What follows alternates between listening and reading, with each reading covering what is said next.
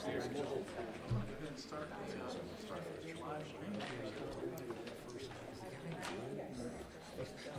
know you can point your friends, but you can't help your friends. But yeah, you still have to. Golf, how are you? Well. All right. It's like some of these committees we have these things like you got to be this field, this field, this field. Sometimes you can't get that. You have to clean up the committee because they don't have the special people.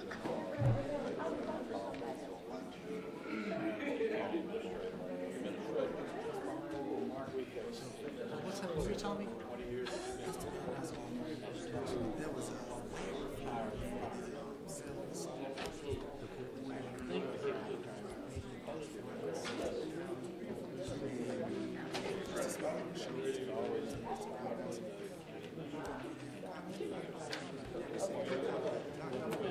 oh yes, I need to leave. So he was a council.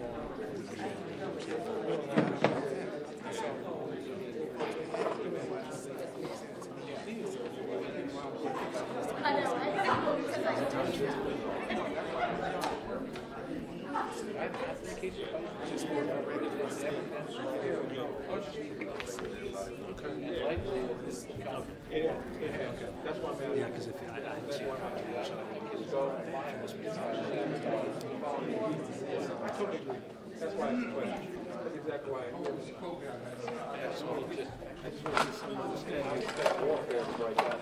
yeah, me too. That's why I asked you that. I'm trying not to ask too many hard questions and complicated for that. It's just stuff like that.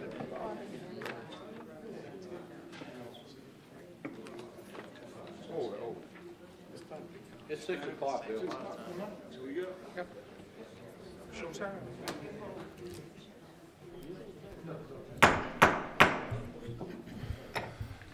Ladies and gentlemen, it is now 6 o'clock, so we will begin the regularly scheduled Richland County Council meeting for October 17th, 2017. Now he's running for the house. We will be starting with the invocation by the Honorable Norman Jackson. Please stand. Good evening. Who are we when no one else is watching? Reputation is what others think you are. Character is what God knows you are. Sadly, most people are concerned about their reputation than their character. Honor, purity, loyalty, integrity, and gratitude are just a few of the forgotten virtues in our culture. That shows up what we do and say, but also in our character, in the messages we send to our computers and cell phones. Let us pray. Lord, as an overseer, as God's steward, help us to be above reproach, not to be arrogant or quick-tempered or drunkard or violent or greedy for gain, but hospitable, a lover of God, self-controlled, upright, holy, and disciplined, to hold firm, to be trustworthy, the words we teach, and that we might be able to give instructions in sound doctrine for the people we serve. Amen. Amen. Pledge of allegiance To the flag of the United States of America, and to the republic for which it stands, one nation, under God, indivisible, with liberty and justice for all. Thank you, Mr. Jackson. For those that may not be aware, Councilwoman Joyce Dickerson and Councilman Paul Livingston are out of town on an economic development matter with our Economic Development Director, Jeff Rubel. So that is why you'll see those two seats vacant tonight. Thank you, Mr. Jackson, for that invocation and the pledge. First item of business is the approval of the minutes. Okay, I have a motion and a second. I've got a couple comments here before we move forward, and that is on page 10, the number page 10 of the agenda, item B. From reading that, it looks like we reconsidered an item but never actually approved the rest of the minutes. So if we could have the clerk check on that, make sure that those minutes were approved, and if not, they'll need to come back for approval at the next regularly scheduled meeting. On page 16,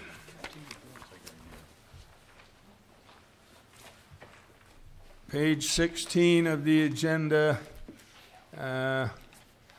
there was on letter D, that is the one that Attorney Smith and I debated on the grantor versus the grantee. Mr. Smith has actually come up with some information that says we were missing one of the pieces of paper from his report that clarified what I was asking for, and I would not have had to ask those questions then. So Mr. Madden is going to get that particular piece of paper so that we can include it into the minutes. He'll provide it to all council members first prior to the next meeting so we can see that. And the last item that I noticed was on page 22, executive session. Item number A is Councilman Rose. I just need a clarification question from you.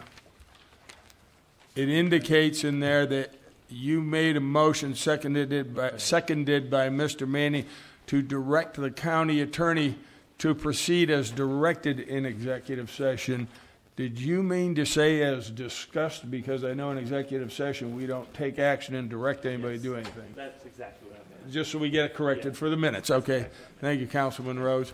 Other than that, I've got a motion and a second for the minutes. All in favor? Aye. Any opposed? Minutes are approved. Adoption of the agenda. So move, Mr. Chair. Second. Yeah, I've got a motion and a second. Before voting, we've got a couple additions that were not put on here. On page 7 of the agenda, under the notification of vacancies for rules and appointments, we need to add letter R as in Romeo for the LRADAC, Lower Lexington Richland Alcohol and Drug Abuse Center. They have 2 vacancies. That needs to be added as one of the notification of vacancies. We also, under the presentations, we need to add a proclamation on recognizing October 2017 as National Cooperative Month. Who is going to do that one? Ms. McBride's going to do that one. So we need to add that. So with those 2 additions, we have an acceptance of those? Yes, sir. And the seconder? Yes. Okay. All in favor of that agenda as amended, signify by saying aye. Aye. Opposed? The agenda is adopted. Presentation of resolutions and proclamations. A, End Child Hunger Proclamation. Is the person here for that one? I'm giving that one out. Be right there.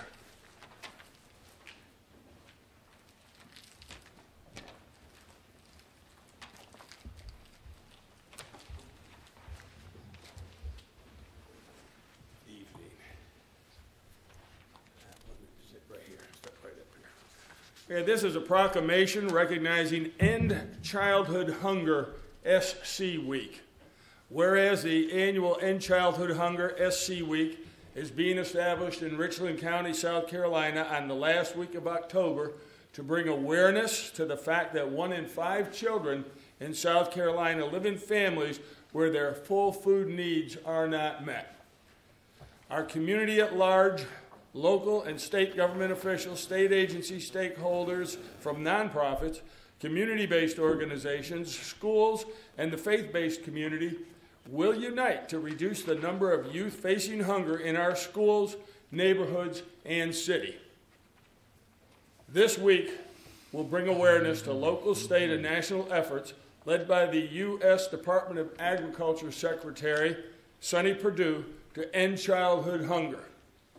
Standing united against childhood hunger, we will bring an increased awareness of the issue of childhood hunger in Richland County, highlight agencies and individuals currently working towards ending hunger, and provide countywide opportunities for the community to actively fight hunger.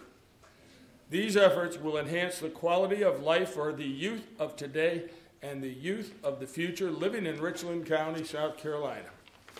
Now therefore be it resolved that Chairwoman Joyce Dickerson, District 2, and the Richland County Council recognize October 22nd through 28th, 2017 as End Childhood Hunger SC Week, and urge all citizens of Richland County to continuously work towards ending childhood hunger. Thank you very much. I'd like to say a few words. Oh, here, wait a minute. She wants to.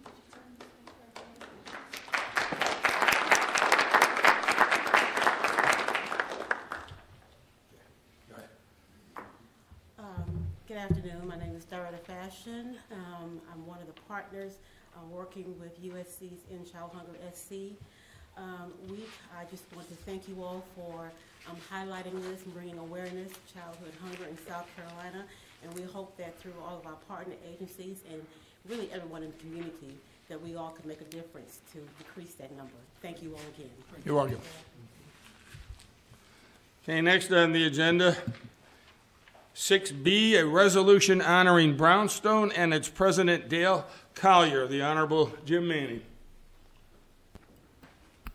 Mr. Chairman, if I may hold that for a little while later in the agenda, please.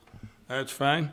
Thank you. We'll hold that till later. What about 6C, a proclamation recognizing National Disability Employment Awareness Month? Yes, sir. Mr. Chairman, if I may hold that for a little while later in the agenda as well, please. All right, that's fine. And then the last one, Councilwoman McBride, the proclamation recognizing October 2017 as National Cooperative Month.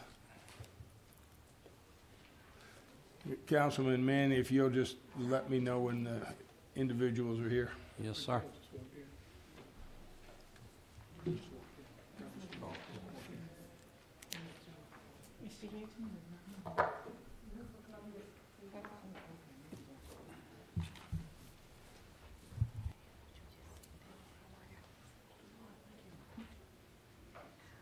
A proclamation recognizing October 2017 as National Cooperative Month.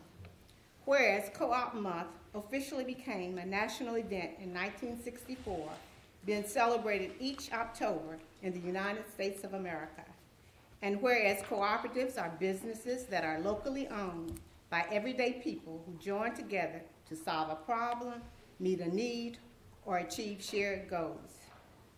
And whereas cooperatives are recognized in the laws and statutes of South Carolina as member-owned, dramatically controlled enterprises, giving people a real stake in their communities and their economic destiny. And whereas cooperatives meet a wide range of essential needs, including accessing healthy foods, employment, marketing and purchasing farm products, providing financial services, delivering electric, telephone, and cable services, and providing health care, housing, and insurance. And whereas member owners in our state depend on cooperatives to meet a variety of needs, goals, and aspirations. And whereas cooperatives play a major role in the economy. And whereas the cooperative philosophy of working together for the common good promotes community well-being and improves the quality of life for the citizens of Richland County. And whereas the theme established by the National Cooperative Business Association for 2017 is Cooperatives Commit, emphasizing the manner in which cooperative enterprises build their communities, grow jobs, and root economic infrastructures in our regions. And now, therefore, be it proclaimed that Councilman Paul Livingston, District 4, Yvonne McBride, District 3, and Richland County Council do hereby proclaim the month of October 27 to be Cooperative Month. And we salute cooperatives and their members for their communities, in our community, and the role they play in serving our citizens.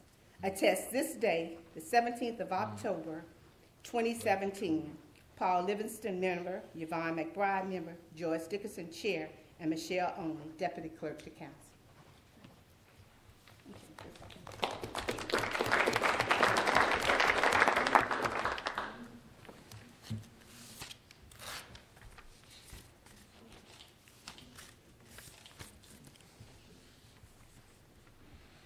evening.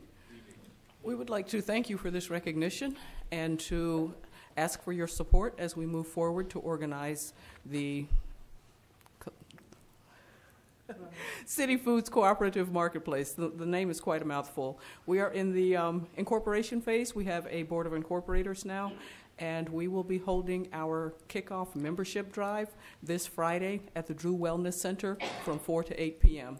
Our goal is to bring a cooperative grocery store to the West Beltline area to address the food desert that has resulted with the closing of the Piggly Wiggly. So again, thank you for this recognition, and please come out and support the event on Friday the 20th. Thank you. Thank you. Mr. Chairman, I'm prepared for 6B as in Brownstone, if that's all right with you. Quite all right. Go ahead, Councilman Manning. Thank you.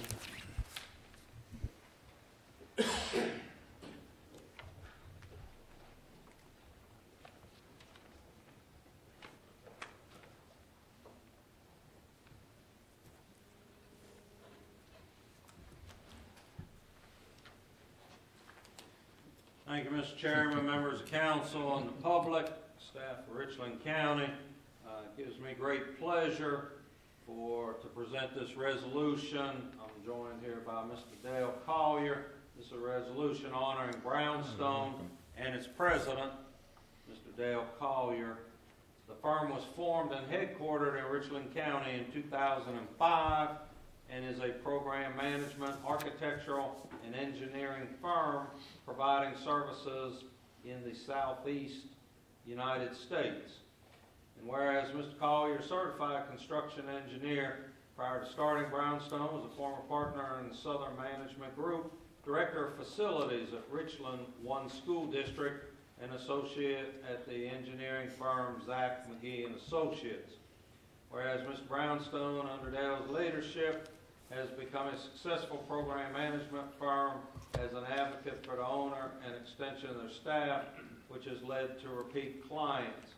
In 2017, the firm was ranked in the top 50 in the United States for program management review for service for the second year in a row. Brownstone has staff 35 and growing here in Richland County with licensed architects, engineers, program and site managers, construction inspectors, as well as administrative staff. And then there's a whole bunch of wonderful stuff here about work that he's done for the county, and the primary one to recognize is the building that we're in today, which, as you all well know, this building was being built during the 1,000-year flood, and it still was completed on time and $1.5 million under budget savings for the taxpayers of Richland County. And as you see, it's well serving the citizens and the county council and the community and those that work here in the building through the Central Magistrate Court and through the Sheriff's Department. So now therefore be resolved, the Councilman Jim Manning, District 8, which is the location of the building and where you all are this evening, and the Richland County Council express a sincere thank you to Brownstone and President Dale Collier for their commitment to excellence, growth of the company, and the contributions made in Richland County. It's signed by myself, tested this 17th day of October, also signed by Joyce Dickerson, Chair, and Michelle Only, our Deputy Clerk of Council. Mr. Collier, thank you, and Brownstone for your commitment to our county.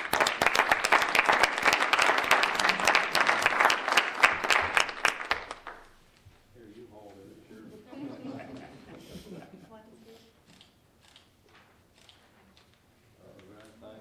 you like to say a few words? Yes, thank you, Councilman Manning. Council members, we're certainly excited to be here today and appreciative of this recognition. Certainly glad to be back here in this particular building where we spent so many hours of time and effort to make sure that it was completed as you would expect. We are very excited about this, especially in the 13th year of the formation of our firm, able to have this as one of our signature projects and one that we are very, very excited about and are using it to talk to other areas about what we can do and how we can get things done, and certainly appreciative of this recognition on behalf of the 35-plus members of Brownstone, all the people that have worked with us, but not only our recognition, but the contractors as well as the design team and all the others on this teaming operation that we were able to work with to see that this thing came together and we were able to enjoy it for the betterment of this county. So thank you very much. We appreciate it and look forward to doing much more business with you. Thank you, Mr. Mayor. Appreciate it. Mr. Chairman, we're ready for item 6C, if that be the pleasure of the chair. Councilman. Thank you very much. This is a proclamation recognizing National Disability Employment Awareness Month. We have some folks from South Carolina able with us this evening. You want to come up and join us here at the podium, please? Welcome. We're glad to have you with us this evening. Mr. Chairman, members of council, this is a proclamation recognizing National Disability Employment Awareness Month. Whereas residents of Richland County with disabilities have the same aspirations to competitively work and contribute to their communities as everyone else. And whereas business and community leaders have called for a diverse and capable workforce to further advance Richland County's economy. And whereas it is this spirit that Richland County, South Carolina is recognizing October 2017 as National Disability Employment Awareness Month to raise awareness about disability and employment issues and celebrate the many contributions of people with disabilities. And whereas the support and cooperation of all people are needed to reduce the attitudinal and physical barriers that hinder full acceptance of people with disabilities and their rightful place in employment. And whereas National Disability Employment Awareness Month in Richland County recognizes that individuals with disabilities are capable, contributing members of society worthy of full access and inclusion in Richland County's workforce. Now therefore it be proclaimed that Councilman Jim Manning, District 8 in the Richland County Council support October 2017 as National Disability Employment Awareness Month and encourage all Richland County residents to identify barriers to employment for persons with disabilities and to continue to work towards improvements to ensure a competitive wage in an integrated environment for all citizens of South Carolina. It's attested this day, signed by myself, Michelle Onley as Deputy Clerk Counsel, and Joyce Dickerson, Chair of the Richland County Council. So congratulations, thank you for being here for the presentation of this proclamation. Our photographer is going to come up. Y'all can stay that way if you want to move around. All right, y'all move around. All right, take the agenda off your lap. It doesn't show up well on the picture. Thank you, sir. All right.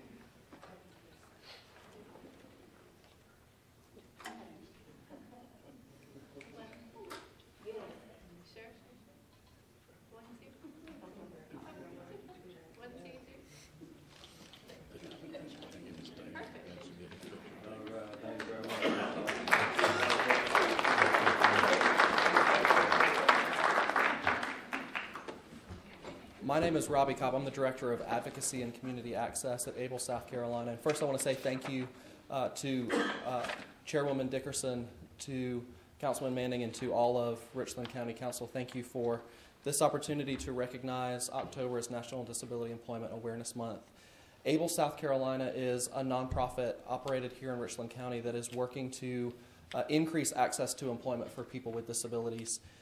With that, I would encourage everyone to consider what their role might be in removing barriers for people with disabilities in the workplace. We have a coalition that is made up of 20-plus organizational partners across the state that are working to address barriers to employment from a service provision standpoint. We also have a group of employers, a few of which are located here in Richland County, really spearheaded by Verizon Wireless and Blue Cross Blue Shield that are working from the business end to remove barriers for people with disabilities. In Richland County and across South Carolina, we find ourselves in an exciting time for disability employment where partners are aligning to remove the barriers in a way that we haven't seen in the past. And I know that together we'll have more to report next year and are excited to see changes in the disability unemployment rate that is currently more than twice the rate of those without disabilities. Together we can do better, and I'm glad for this time and for this partnership with Richland County. Thank you. Thank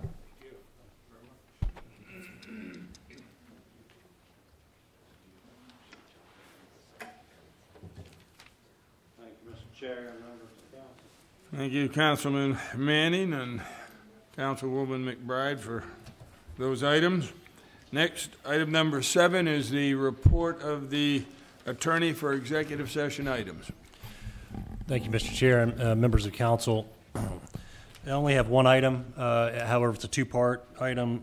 Richland County Recreation Commission litigation, proposed MOU. Actually, it's current litigation and not potential.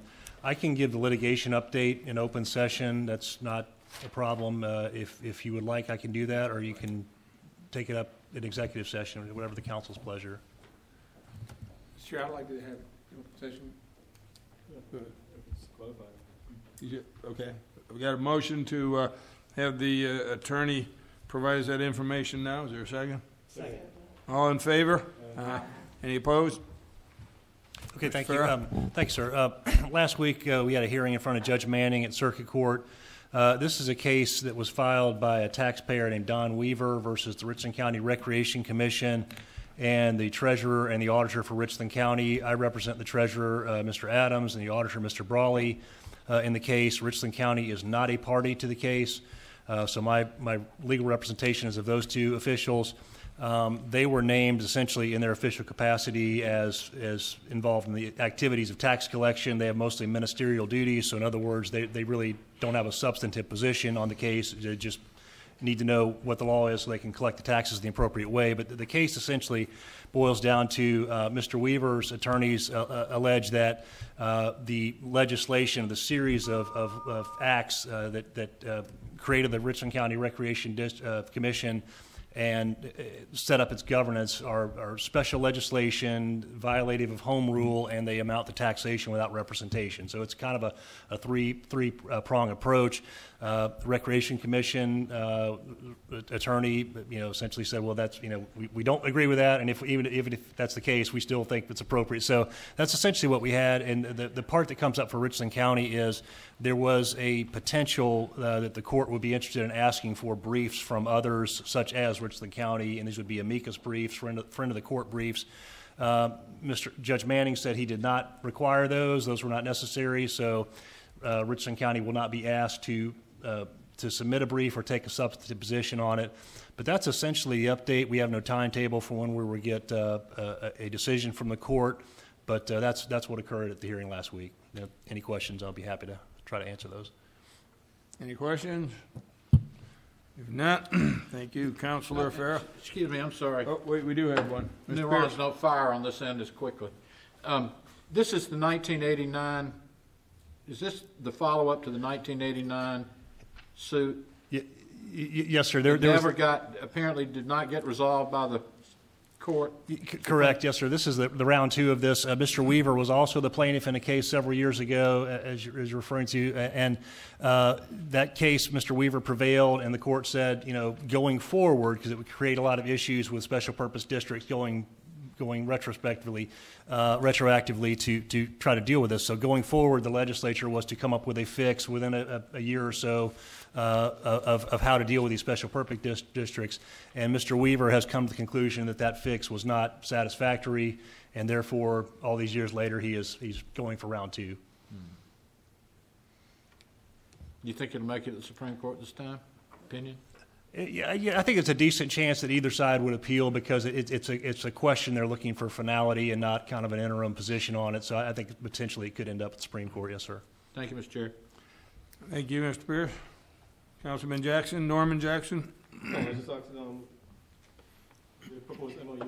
Yeah, so that's the second issue. That was the litigation update. The second issue, and this is very brief, but there is a County Attorney Mr. Smith and the attorney for the Recreation Commission have exchanged some letters and emails about the MOU that Council proposed. The Recreation Commission is asked to tweak that in some ways that are substantive. So it would involve, some changes to what Council has indicated it wants, and we think that that's probably a non-starter based upon the direction we've gotten from council, but the proposal from the Recreation Commission is to further engage council and potentially to have, they've asked for either a joint meeting or some ability to come together to discuss the issue. So that's essentially it. Again, we can delve further if you want, but as an executive session matter, I don't have a lot more than that to really pass at this time.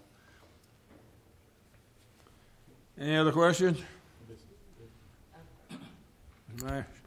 Thank you, Mr. Chair. You said you have this listed as an executive session item, or? I do, but it was the litigation, because it does qualify as litigation and as potential receipt of legal advice. However, it's, if you want legal advice on that, we can discuss it, but it's mostly an information piece at this point. Just a couple of questions. What were the areas that they came back with you didn't identify? Yeah, that we probably would go back for more stuff. It wasn't a Scrivener's type error or changing. No, you said they were substantive. They were That's why I was asking what the substance of them was. Yes, ma'am. They were pretty extensive. I can give a fuller update on that. Okay. In executive session, you're suggesting? Yes, ma'am. Okay. Okay. Councilman Norman Jackson again. Thank you, Mr. Chair. Now, I had a motion based on the Recreation Commission accepting or not accepting the MOU. So I'm not sure where that motion is now. I think it went to committee. But if it's not accepted, I would hope my motion move forward. Whether it's accepted or not, I really like the motion to move forward. Thank you. Okay. Anyone else? Finished? Okay. Next is item number 8, citizens' input for items on the agenda not requiring a public hearing. Okay, no one signed up to speak. Item number 9, report of the county administrator, compensation issues update. Administrator Seals. Mr. Vice Chair and members of County Council, I provided Council with a memorandum that is kind of our next iteration in dealing with a variety of compensation issues. As Council is aware, we are moving toward completion of a class and comp study, and we've done over the last year a variety of tactical steps that will allow the compensation of employees with Richland County to be a little more competitively paid. We're continuing in that effort, and the recommendations that I've given to you pertain to detention center officers and non-command staff and EMS non-command staff, and would certainly recommend at some point that council take a look at those and would act. That is not necessary tonight, but it is up to council with regard to how it wishes to proceed. I recognize that the memo is comprehensive. I'm not sure if you've had a chance to review it, and certainly I will answer any questions if council members have them. Mr. Chair. Mr. Chip Jackson. Thank you. Mr. Seals, given where we are in the budget cycle, how do you propose, with the recommendations that are there, that they get implemented from a funding standpoint? They are fundable. With in fact, there is not a requirement for an amendment to the budget. They are, as you know, we have been working very hard in terms of the efficiency and looking at our fiscal house, and so everything that I've recommended is within the current budget, does not require you to amend the budget, and does not require the utilization of any fund balance. Thank you, sir. Thank you, Mr. Chair, Vice Chair. You're welcome. Okay, I've got Ms. McBride and then Ms. Myers. Mr. Sears, I read the memo, and I don't recall seeing an itemized list, but would mental health specialists be included? Because you know we do have a serious problem with mental health issues at the detention center. Mental health is not included at this time. That's not to say that that's not an issue on our radar screen. As you know, that is one of the items that strategically we are addressing. I will be back to council with that and several other issues which we will be addressing in terms of both EMS and also the detention center. Specifically, we believe we need to do some things in terms of counseling, mental health specifically, but also counseling. And we would like to expand the EAP program, and we will be coming back to council with that. Okay, fellow council members, if you'll make sure when you're speaking and asking questions that your microphone is on and you're speaking into the microphone. Ms. Myers. Mr. Seals, I read your memo and just have a couple of questions. Mr. Jackson asked in part this question, but you said there's no additional funding coming from, that we're not taking money from the general fund. Well, these are within the general fund, right. But we're not taking... No budget amendment. There is no need for a budget amendment. So we're... and we're not taking anything from the fund balance. Could you be sort of more descriptive about what... So you've obviously found a place where there are positions that you can... Sure. I mean, that... We are looking at a variety of things, but one, we start with, we look at what positions that are vacant. Mm-hmm. We are essentially at mid-year. We look at what positions have not been filled. That produces a available source of funding to the tune of roughly about $900,000, which begins to accomplish what it is that would fund this. So, one, it is out of the current budget, and two, it does not create any sort of fiscal pressures going forward. So you, I guess, in the best of all possible worlds, when are you asking that this be implemented? The adjustment to the salary, the starting salary, recommending that that take effect November 1. This recommendation also includes pay increases for incumbent employees, people who are on board now. That recommendation is for December 1. I did not go into the weeds with you all, but as you know, we have to be concerned about compression issues. And so we've also made sure that we've taken care of that. That would all be taken care of on December 1. So I take it, Director, I mean, Mr. Bird's not here, but I take it that this is consistent with what he wants done immediately, and does this fix some of the EMS problems? I mean, that's sort of an ongoing... It is an ongoing. We began on last year, and we're continuing to address those. This isn't going to solve everything. As you know, one of the things that I have talked with council about since last year's priority setting session is how many EMS personnel do we need. In terms of my strategic plan, I've targeted somewhere between 24 and 48 that we would add over the next part of the biennium and biennium 2. And so we are putting all that together to make sure that it's fundable and that the funding is sustainable. And as a part of that, I don't think it should be unnoticed that council actually authorized 8 positions toward that in the current fiscal year. And so we are continuing to move forward. The goal is to look at 24, and then by time biennium 2, that we'd have 48. Okay. So my last question is, you said that no budget amendment was necessary. So to effectuate this, what are you asking us, just to give a direction or instruction, or? Well, because yes. that would mean that there's no readings or hearings. So no, there's no need for readings or hearings, and I don't ever say that I have the authority to do that. So I need council to. If council would be so inclined, it can be accomplished with a motion. Okay. Thank you. That directs. Follow-up. Ms. McBride? Mr. Sears, for clarification, in reading the memo, I read that in the newspaper that there were 100 vacancies. Based on your memo, that is not true. In EMS, no, that is not true. In EMS, right.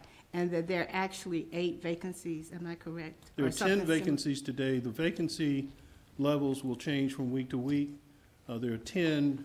8 of those are the ones that were included in the budget for this year. We're in the process of recruiting right now for those. I've been here now a little over a year. We were a year ago about 20 vacant. I'm not sure where the 100 number came from for EMS. Thank you.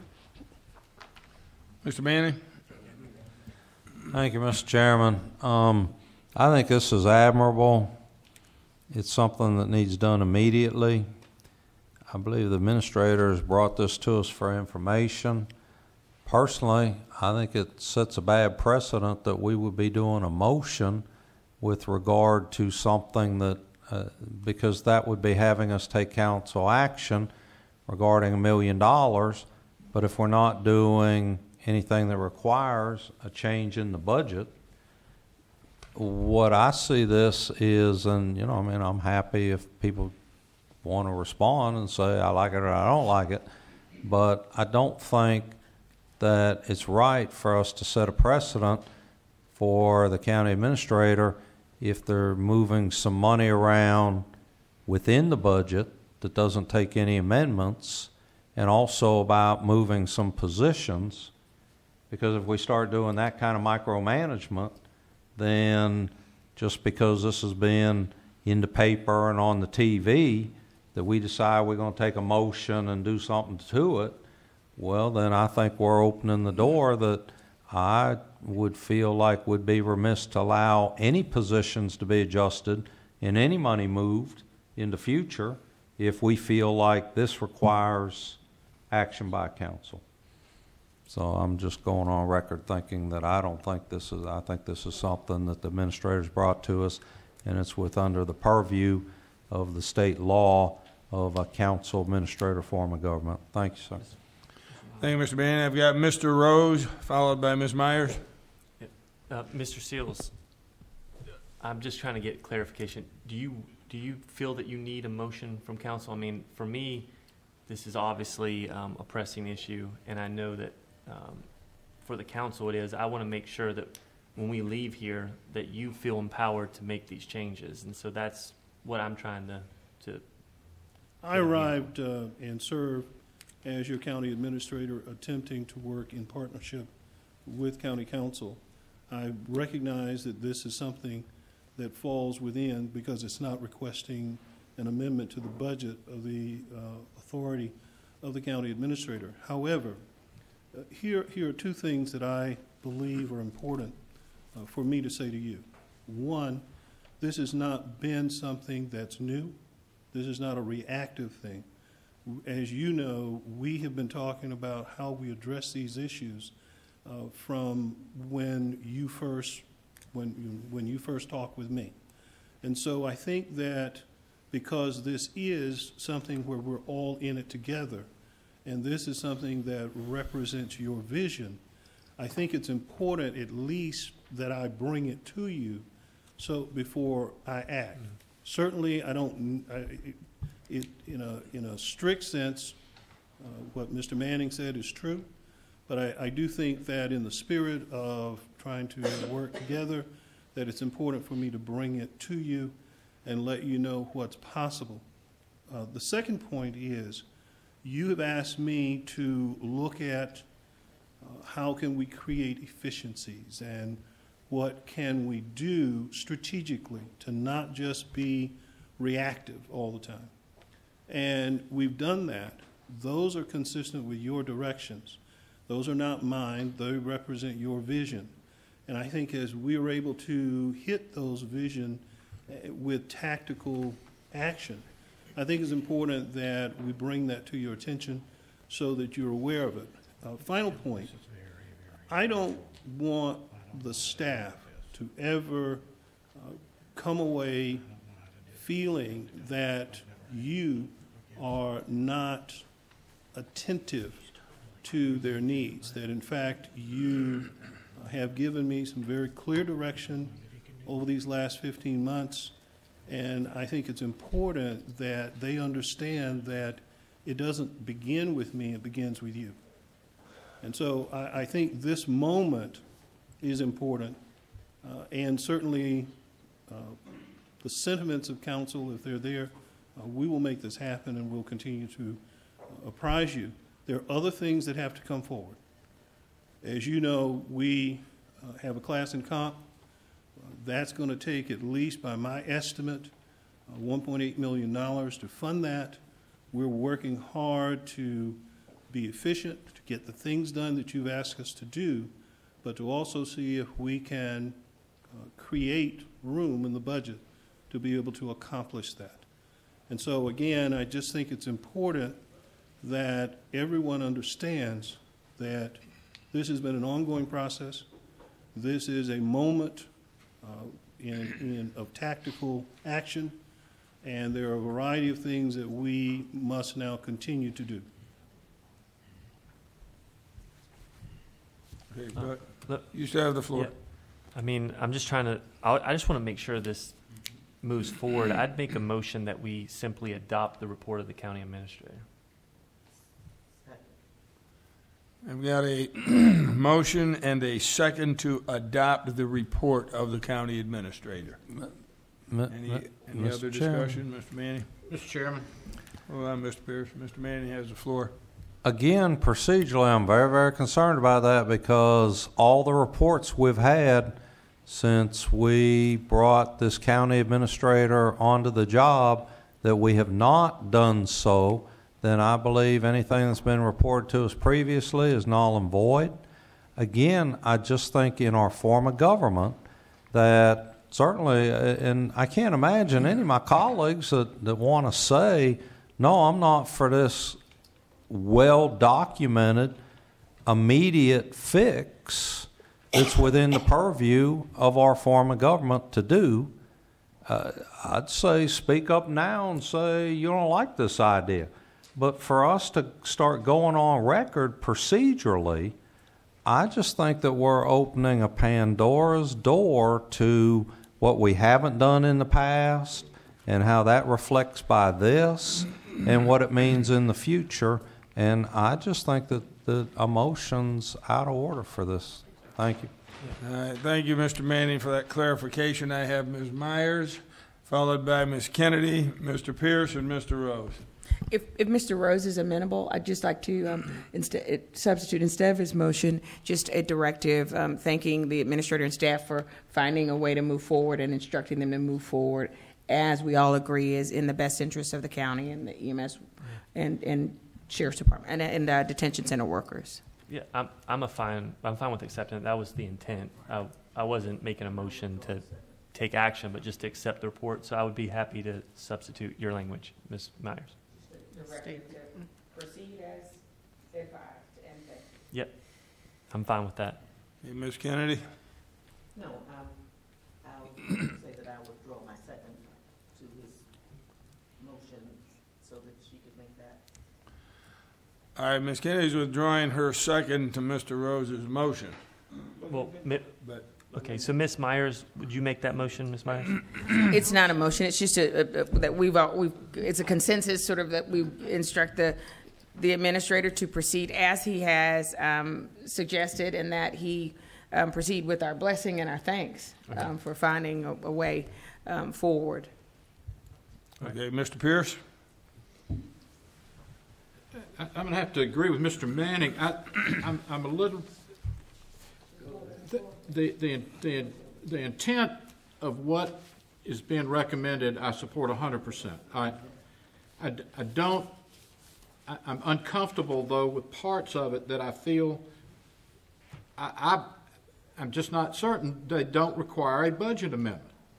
I mean, we're basically moving over $1 million around in a budget, and as I understand it, we're creating. I believe we could do parts of it.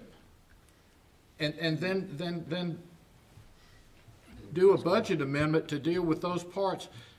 I don't know that we've ever done anything like this without a budget amendment. I mean, we're creating new positions, moving a large amount of money around. I'm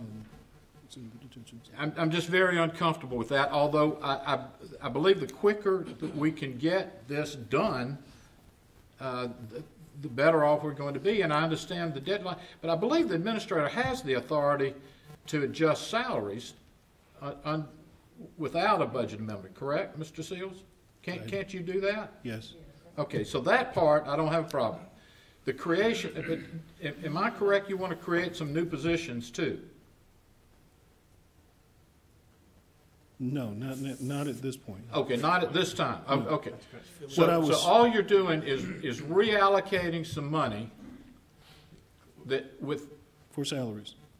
Within the budget. The budget. Yeah, the 8 positions were already approved by council in our last budget process. Right. So Okay, he's not so creating positions. You see what I'm saying? They've already been approved by council. And what I was, Mr. Pierce, if I can, what I was saying to you in terms of the 24, I was indicating that that's not being created now, but that is in the strategic plan, and I will be coming back to council. Okay, well, I was unclear about that. Okay. I was unclear about that. Okay, all right. So what if we could just clarify what your proposal is again? Essentially, the proposal is as follows. One, to increase the starting pay for the non-command staff, detention center, and EMS by 10%. That would go into effect November 1. That's essentially, nobody's in those positions now. And so we would, as new hires, they would start at a higher starting pay. 2, incumbents would receive a salary increase of 5% effective December 1. And what I gave as information is that we have taken provisions so that any kind of compression issues, specifically, we don't want an incumbent making less than a new hire. We have made adjustments so that that will not take place. Okay. So as long as it's okay, then it would not require, then based on that, I don't believe it would require a budget, and I believe you're correct. So I could support that. Thank you. Okay, you all done, Mr. Pierce? Mr. Rose? You done? Mr. N. Jackson and then Mr. C. Jackson? Thank you, Mr. Chair. I'm glad this finally happened. I mean, from 2008, I've made a motion to have increased. We've had feasibility, class income studies done, I think, twice, and nothing happened. So for Mr. Administrator Seals to come and have found a way, and we not have to do a budget amendment, to finally, after all these years, getting something done, right? I applaud you on your work, and I support it. Thank you. Thank you, Mr. May I say one thing? I want to make sure that I'm being fulsome in my answer to Mr. Pierce. There is one item that we will be coming back to you on, and that is with the details of a tuition reimbursement. But that's something we have to come back to you all, and the schedule is to come back to you all in late November, early December. That has nothing to do with this. But that's correct. Mr. C. Jackson? Thank you, Mr. Vice Chair. The reason I asked the initial question regarding whether or not it would, how it would impact the funding and the budget and where would the funds come from was to ensure that, in fact, it would not require action by the council.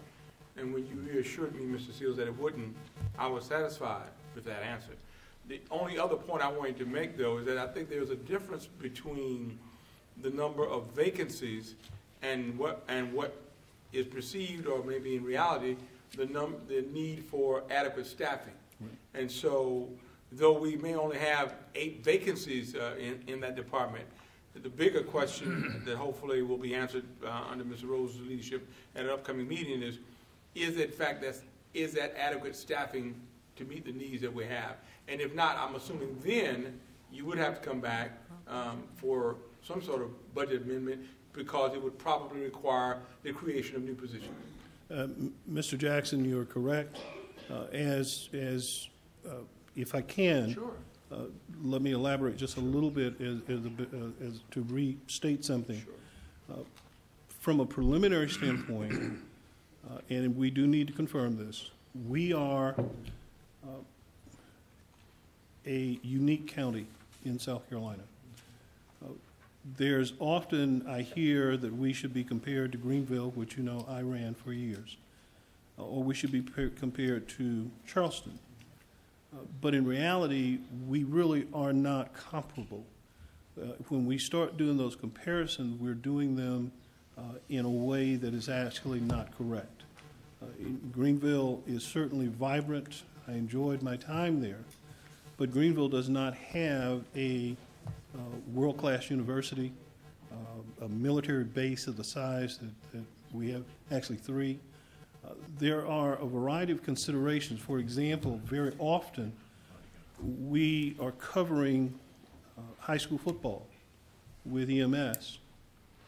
At the same time, we're covering, we have to, that same week, we will have to cover things going on at the University of South Carolina, but it's not just football. There are a variety of activities going on at the University of South Carolina in terms of sports that require our need. And yet we also must also cover the rest of the county. So in my opinion, and what we're doing is working with staff now, working with Mr. Byrd and his staff, to arrive at what is not something comparable to Greenville or Charleston, but something that is tailor-made to deal with Richland County and its unique dynamics.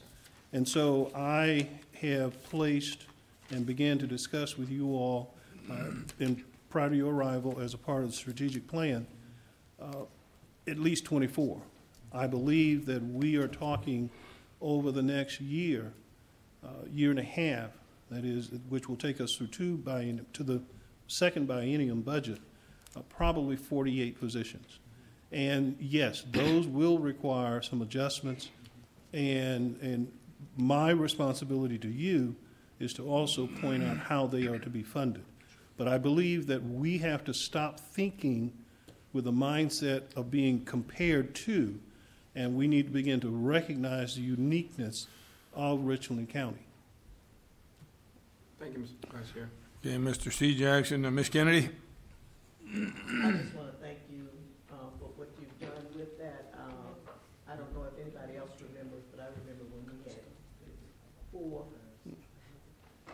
ambulances, EMS trucks for the whole county. And so we've come a long ways, and it's strongly appreciated by me. Okay, no further conversation. I'm going to say that we're going to accept Administrator Seal's report as information, and he's going to proceed as he feels necessary. Mr. Farrell. This goes back to Mr. Manning's comment, which is correct as far as, you know, the delineation between the budget responsibilities for council and then the personnel responsibilities, and I just want to cover this because you don't want to get kind of tripped up on some technical situation here. 4930 subsection 7 gives the administrator all kinds of authority to deal with personnel systems and setting up classifications and things like that, and adjusting the salaries is certainly within his purview, but to the extent if this is going to involve transferring money that's already been appropriated, it's not a budget amendment, it wouldn't take 3 readings in a public hearing, but there is a subsection of a section that I just want to quote to you, and this comes from Title 4 9-140. It deals with designation of fiscal budget years, and so, for example, a supplemental appropriation during the fiscal year, the provision of this section shall not be construed to prohibit the transfer of funds, which is what I understand is happening, appropriated in the annual budget for purposes other than as specified in such annual budget when such transfers are approved by the council. So, for example, you approved a budget and you said this amount of money is available to be used, you know, by the departments, and if it's going to be used in a different way, then some council assent to that is appropriate under this particular statute, but it is not of the level of a budget amendment, which I think is what Mr. Manning was getting to as far as, you know, making sure the lanes of authority stayed where they should be. So to the extent council is in favor of the transfers of the funds that's already been appropriated, it doesn't involve a budget amendment, a one-time motion is not out of order, should you choose to do that. Mr. Chair, Mr. Vice Chair. Mr. C. Jackson. I guess, being picky for a second, if I may, if there are funds in the personnel line item, and there are positions in the personnel budget that have gone unfilled, and therefore attrition has taken effect, those dollars being used and redirected still within personnel doesn't seem to me to be out of order, out of line at all. They're not being transferred or moved. And that's exactly the key. If there's no transfer, you don't need to do anything. If there is a transfer, then you want to take the motion. So I guess that's the key. And again, this comes to my lack of specific understanding about this particular where the money's necessarily going to come from. But that's the delineation. Thank you. So Administrator Seals, is there a transfer then? The dollars are from personnel to be used for personnel. So there is no transfer. So if there's no transfer, so just so it's on the record, so if there's no transfer, to answer Mr. Manning's question and a point, then that's correct. You would not need to take any action in that event. Okay. So my statement of we will accept Administrator Seals' report as information and he'll proceed as he deems necessary is still correct then. Okay. Okay. Let's move on to number 10, the report of the Clerk of Council. Mr. Chair, yes, Mr. I thought that was a motion. No, there's no motion needed. It was determined. Mr. Seals is operating within the legal system as it allows him to do so. And this mayor is just thanking for. Yeah. Okay, Ms. Only? I just have a few reminders of upcoming meetings. The Revivify Richland debriefings, there's 3 options for that meeting. October 19th from 1 to 2:30, then October the 25th from 11 to 12:30, and November the 1st from 2:15 to 3:45. There's also a transportation work session scheduled for October the 23rd from 9 a.m. to 12 p.m. And then my last item is the reminder of the council priority setting sessions, and those are October the 26th and 27th, and those are going to be at the convention center. Okay, thank you, Ms. Only. Mr. Norman Jackson has a comment on one of these items. You said the 26th to the 27th, right? Just to remind you, and Administrator may have to look at this, on the 26th, you have 5 members of County Council who meets at Central Midlands from 11 to 12. And it's important that we have a representation at Central Midlands on that day.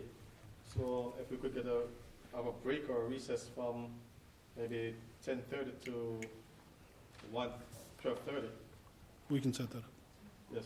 But just to let you know that 5 members of council are on the Central Midlands board, and it's needed at that meeting. Thank you. Okay, thank you, Mr. Jackson. Nothing else on the Clerk of Council's report. Moving along to item number 7, report of the chair, personnel matter. This is not a personnel matter that needs any executive session at this point. It's just to advise council members that the council has stated that they want to begin evaluations of employees that the council is responsible for. That would be the attorney, the administrator, and the clerk to council. And that we need as a council to decide if council wants to have procurement create a request for proposal in an attempt to obtain the needed assistance in creating the evaluation process for those employees. Any thoughts from anybody on that? Well, we need the proposal, I guess, first. Whichever procurement feels is the required way to go, request for proposal or request for qualifications.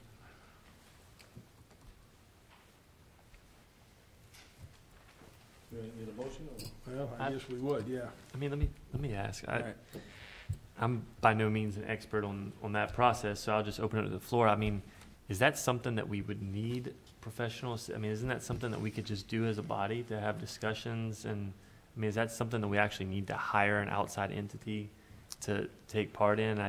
I hesitate for that, but I think that's something that we could Well, maybe do it as a body. But The reason that it was thought that this is the way we should go, the Chairwoman Dickerson and I discussed it, is because in the past, when the council has tried to do it themselves, I think Mr. Pierce will agree, it was like trying to find hen's teeth in order to get council to actually submit their particular evaluation forms, and it would turn out that maybe we had as few as 4 or 5 people evaluating these individuals. So in the process we're looking for is a way that we can actually make sure everybody gets on board, not just the council, but department heads, possibly other officials. Go ahead, Mr. Rosa. no, I don't think bringing an outside entity is necessarily going to mean that you're going to have more participation. I would like to. I think that we can come together as a body and figure out the best way to proceed. And maybe this is a discussion we should have when we have the members that are missing. I know our chairwoman's on an economic development trip, and Mr. Livingston's also gone. So I think this is probably a discussion we should have maybe with the full council president. And that's fine. I was just trying to let you know what this was about and that we need to begin the process. Okay. Mr. Chairman. Norman Jackson and then Mr. Manning. Thanks, Mr. Chair. For the past several years I've been here, we have been doing it ourselves. We've hired several consultants, I think twice, to give us advice or information on the process and to develop a format to evaluate. But what I've heard at the last time that we need a consultant to do it again, it wasn't for participation, but to develop another process, and I don't think it's necessary. We can use the format we have used in the past. So I don't think we need to spend money on another consultant to tell us what we need to do when we already have the documents to proceed in what we used to do. We just need to participate. We have 11 council members, and I think it's our responsibility to do our job. Thank you. Hey, thank you, Mr. Norman Jackson. Mr. Manning. Thank you, Mr. Chairman. I thought that we had some discussion about this, and that it was said in the past that the vice chair was the one that sort of proceeded with saying about having that accomplished, and that was directed or discussed or recommended or whatever the right word was. Y'all, again, I told you last time you were here, this is what time we go to bed out here in District 8, so that's why the lights are going out. So anyway, I'm a little confused now because I feel like I'm hearing all the same things for and against and what we've done, and I thought that there was some movement forward on your part based on that. I feel like the movie 50 First Dates going on. Thank you. Mr. Manning, you're correct. I thought I had made some movement forward on this. However, it was brought to my attention that in a matter like this, if we were going to hire an outside firm, we of course would need council approval to do this first. Secondly, to just pick one outside firm, it was mentioned to me that we'll probably get a lot of pushback on that if we don't open it up to individuals to show us what they have and what they can provide us at what cost. And so that's why it was brought to you now this way. And that was just brought to my attention within the past 24 hours. All right, Mr. Chairman, and I'll move that we go through the procurement process to continue what the council had already discussed and started moving forward if that's a hoop that we need to jump through. Second. Okay, I've got a motion that council move through the procurement process to begin the evaluation system of council's employees by Mr. Manning, seconded by Mr. Pierce. Discussion, Mr. Rose. Yeah, for me personally, I just don't think that an outside firm's necessary. I don't think someone giving me a certain form that they've brought together is going to change my opinion of, for better or worse, of an employee that works here. And so I think that's something, we work together countless hours, and I just don't see that it's necessary to have an outside entity. But that's all I'm saying. Okay, thank you, Mr. Rose. Mr. N. Jackson. Thank you, Mr. Chair. So let me get this clear. we're planning to pay a consultant to tell us to do what we have already been doing and what we have paid to the consultants in the past for format and how to evaluate anyone who works for us. Is that what we're doing? To be clear, what are we doing? We're going to try to get a process in place that will let council know what areas we need to be looking into for evaluation of our employees, what individuals possibly in addition to council members maybe should be included in that evaluation process, a time frame that this should take place as far as how much prior to the time an employee has served under our purview. Those are the types of things. Okay. What I'm saying is, do we already have a process? Yeah. No. I'd have to defer to the clerk to know if we have something as a process, or to Mr. Pierce, who ran this before. Because I remember we have done evaluations over the years of the administrator, of the clerk, and of the attorney in the past. So my thing is that if we already have a process and we have done it in the past, why are we spending money to get a consultant to tell us about something we already do? We have the documents, we have documents on how to proceed. I fail to understand at this stage and this time on this council, we need someone to tell us what to do and how to evaluate someone. I have concern with that. So I can't support spending another dime and someone else to come and tell me how to evaluate the administrator when I've been doing it for the past so many years. Thank you. Thank you, Mr. Jackson. Just in response to that, apparently there are some that feel that the process in the past has been flawed and did not work, and they would like to try to move forward with and try another process. And your comment as far as evaluating the attorney before, in my 11 years here, I've never seen one evaluation for the attorney. So, I've done one before. Okay. Yes. I've got Mr. C. Jackson, Ms. Kennedy, and Mr. Pierce. Thank you, Mr. Vice Chair. Obviously, I'm one of the newer members of the group, and I'm not going to put Mr. Seals on the spot to ask him if he has some performance document that he's working off of now that this council gave him when they hired him, that they'll be evaluating him on pretty soon, because you hired him in January, and you're 2 months away from his anniversary. And if that document doesn't exist for him, I'm certainly going to be wondering how we're going to evaluate how he has been effective this year without some structured document in place that was given to him that he's now working off of. And if that hasn't happened, I think all the nice comments about we know we work together and hold hands and do all those wonderful things are nice to say, but a chief executive officer like the county administrator, the attorney, another chief executive officer for the county, their evaluations are on a whole different level than an employee that we simply evaluate and review in passing. And I would hope that we would not minimize the level of evaluation that needs to be done. Whether you're willing to do it or not is a different conversation, but you would not minimize the level of evaluation that needs to be done on the administrator for Richland County and compare it to any employee within the organization. It is different, it is unique, it requires a different set of rules and standards, measurements and metrics that are used to make sure that what he or she is doing at that level gets appropriately documented and recorded, and that it is in fact mentioned or listed in their performance review and evaluation when they start and then at their anniversary period. And unless there's one that exists that hasn't been shared with me, I'm not aware that Mr. Seal even has one as we speak tonight about doing an evaluation. Thank you, Mr. Vice Chair. Thank you, Mr. C. Jackson. I've got Kennedy, Pierce, and Jackson. Okay, I'm going back to what Mr. Jackson, Norman Jackson said. We have done this in the past, and we have the same.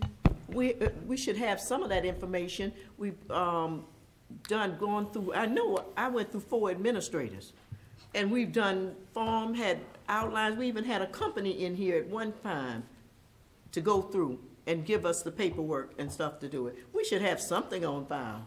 some notation of something that we don't have to go back and hire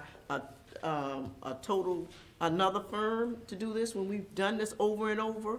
Again, I don't know if everybody has, but I know I have. So we should have something on file unless we're not keeping up with the materials each time we do this, and that would be negligence on our part. That's all I have to say. This is ridiculous. Okay, Mr. Pierce and then N. Jackson. Thank you, Mr. Chair. For those of you who were here and during the last attempt to evaluate an administrator, we did hire an outside firm. We did generate an evaluation document that was based against the job description of the county administrator. However, you'll also recall that due to the inability to get the documents completed and turned in, that process never finalized. It was never completed. I don't know where those documents even are, where they're located. I don't, that the evaluation form, all of that material. And Mr. C. Jackson has already brought up my second point, and that is that to my knowledge, I don't believe Mr. Seals has been provided with any sort of document. I'm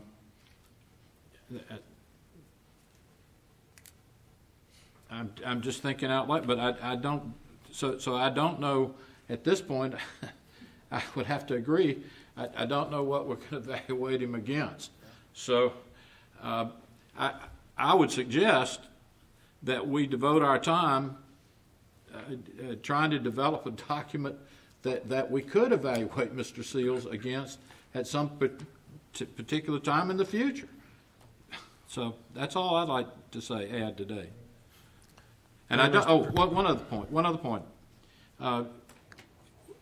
We have been woefully inadequate in the various times that we have tried to develop said document on our own. Thank you, Mr. Pierce. If you're done, Mr. N. Jackson. Thank you, Mr. Chair.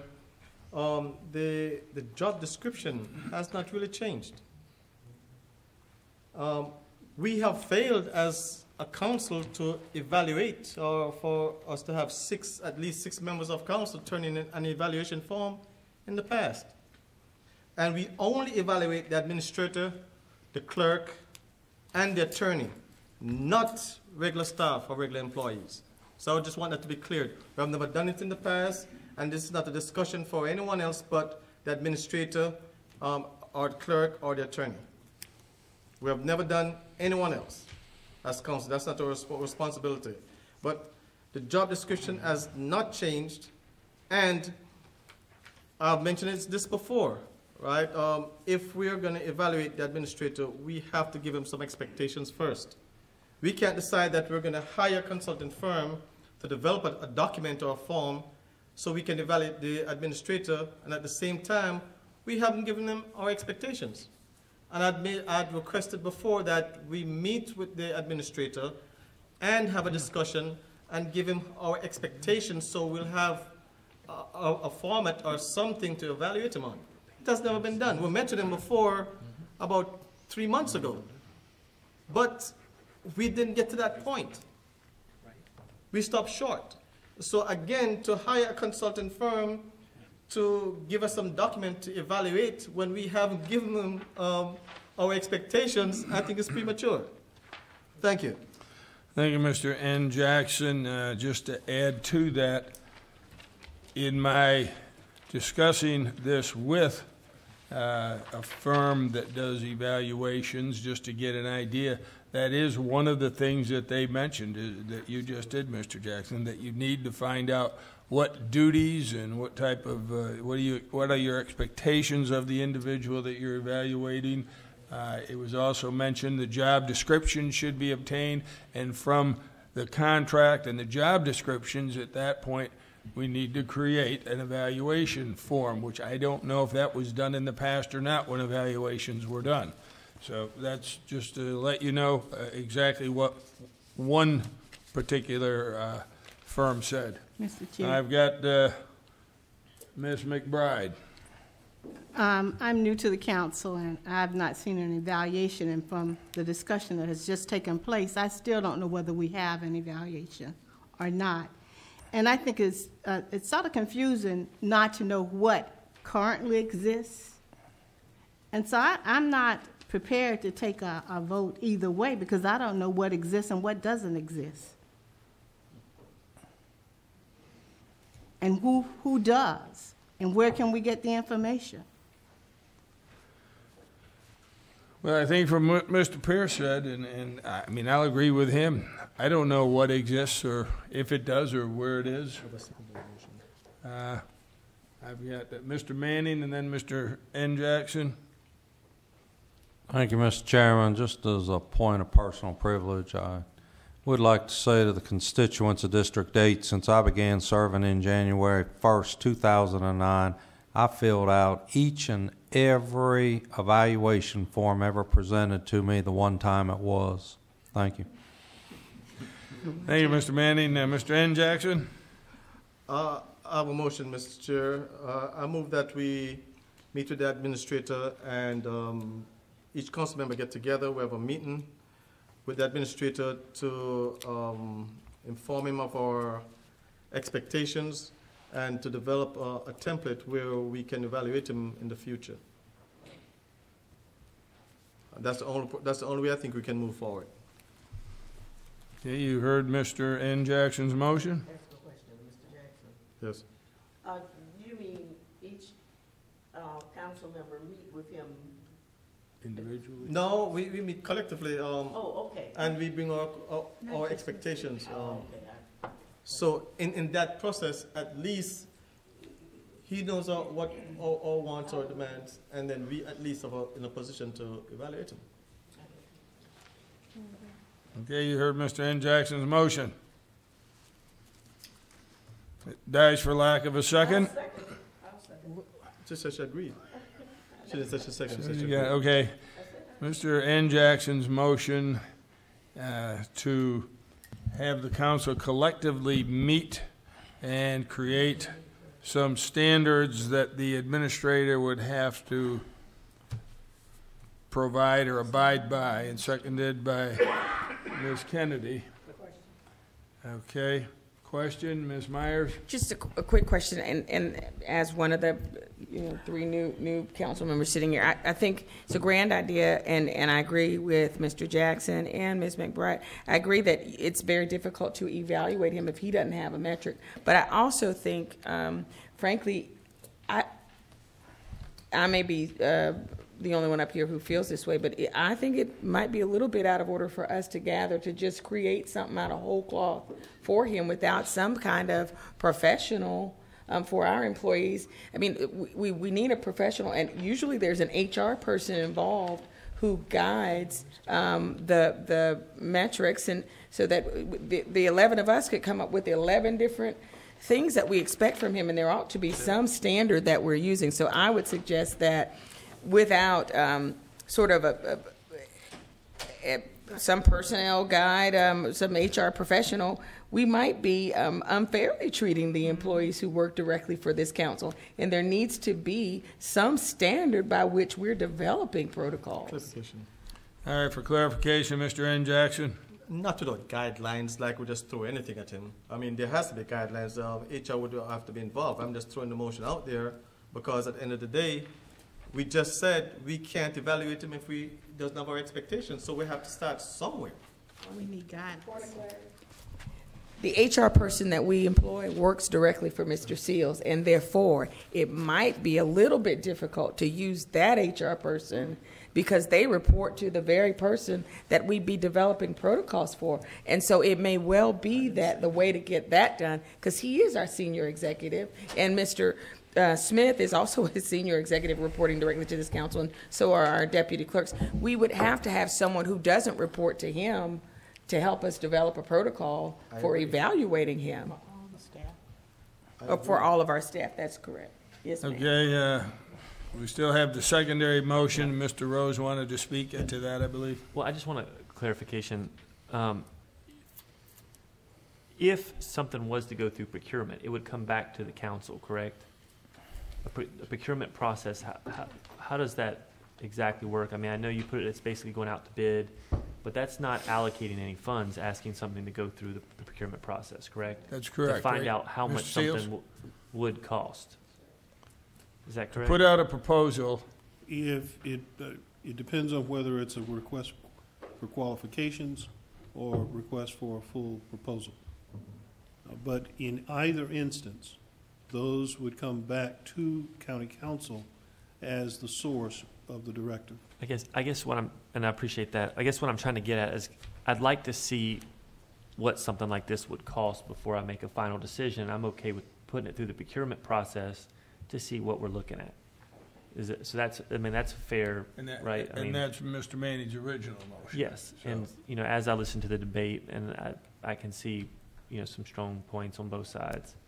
But I guess a vote to put this to procurement is not to allocate the funds. It would have to come back to us. We can find out what the dollar figure is. Is that correct? Correct. All right. Thank you. I'm good. Clarification, Mr. N. Jackson. Yes, the initial motion was to hire a consultant to evaluate. That's the initial motion. No, the initial motion was to have procurement get the process started. Okay. Get the process started, but it was to, for a company or consultant to develop a form on how to evaluate. No, the process being started was for procurement to either have a request for proposal or qualifications, whichever they deemed was the way to go, which is no cost, as Mr. Seals just responded to Mr. I understand, Rhodes. but from the motion, I mean, be clear, right? We're talking about evaluating the administrator. And we didn't have any document or any template to evaluate the administrator. And so that consultant, in my understanding, was to give us a template on how to evaluate the administrator. And my argument is, and when I brought up earlier, is that if we didn't sit down with him and give him our expectations, we can't do that. So that's why I had a secondary motion that instead of hiring someone to give us a template or only to give us a template on how to evaluate the administrator, we should have that person, as we meet collectively, give us a document on our expectations or how to proceed with the expectations first. Because if we hire someone for a template to evaluate and we still didn't meet that part in our expectations, then where are we? So I just want to be clear, what are we hiring at the end of the day, the RFQ or the RFP, right? Is it to evaluate the administrator or is it to develop a document and how, give them our expectations and then how to evaluate from those expectations? I just want to be clear in what we're doing. Well, it's my understanding, and Mr. Manning, maybe you want to clarify it. Well, Mr. Chairman, if I may. Yes. Do we not have a secondary motion that's been seconded? We're doing all this discussion on a motion that's not before us because we have a secondary motion before us. And we just got clarification from the maker of the secondary motion that left us all confused about he was wanting clarification on his motion. Now, meanwhile, I'd like to make a friendly amendment because I'm clear on his motion. No, Mr. Manning's correct. You can't ask for clarification on the initial motion because we're only discussing the secondary motion at this point in time. And I'd like to make a friendly amendment to the secondary motion. Okay. That we do that tomorrow since the taxpayers are paying a salary for somebody that apparently we're saying that we need to meet and get some idea what they should be doing in their job. We meet tomorrow?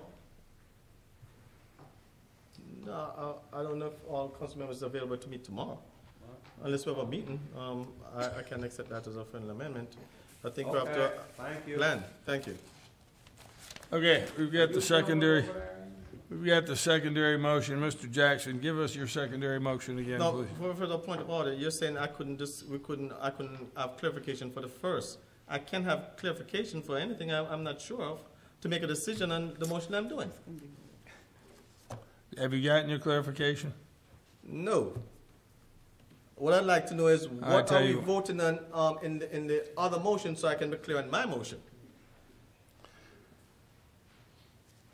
Well, you want to withdraw your motion? No, I'm asking for clarification. I can ask for clarification on anything, at any time. Mr. Farah, can he ask for clarification on a motion that's the initial motion and the secondary motion is on the To make floor? sure my motion doesn't contradict that motion. That's really doesn't, there's really not a rule that, I mean, clarification is something that anybody can ask for at any point, and Okay, it's, so, Mr. Manning, can you please restate your motion, please? And that should clarify it.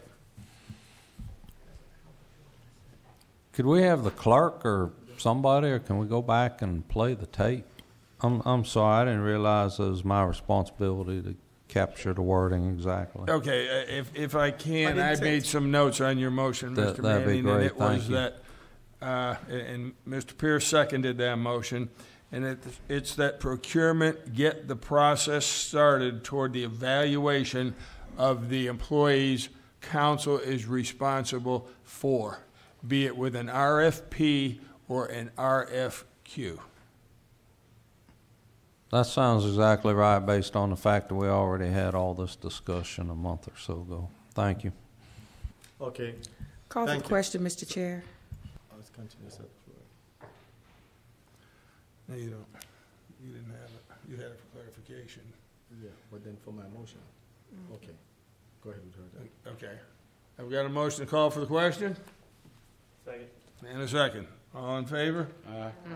Opposed? Motion carries. We'll go with the secondary motion of Mr. Jackson's, which was to have the council meet collectively to create a set of rules or what the administrator is to be responsible for. Is that basically it, Mr. Jackson? With the consultant, if necessary, for the expectations. Well, now you're back to consultant, but, okay. But because Ms. Myers had mentioned it, so I said, I had no problem, if necessary, for a consultant to give us our expectations. Okay, you heard. I just want to be clear. You heard the motion, and Yeah. it was seconded, was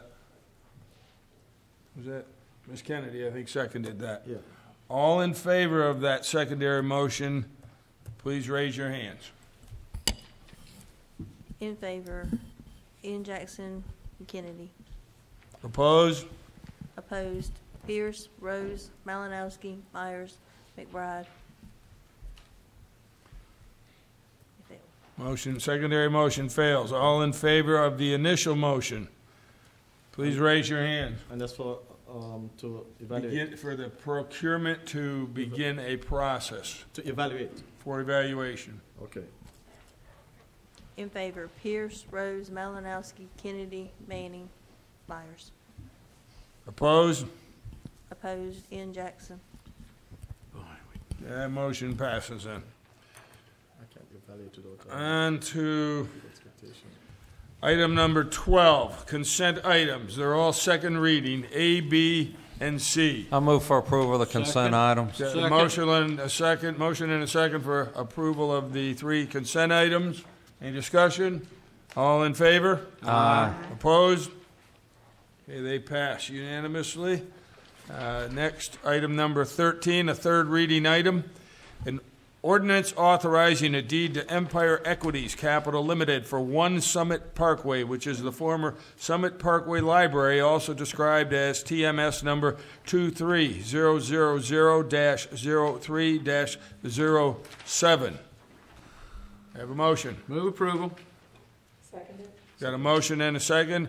All in favor, raise your hand.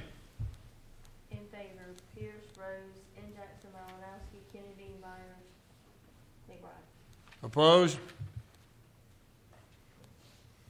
Okay, that motion passes. Number 14, second reading item.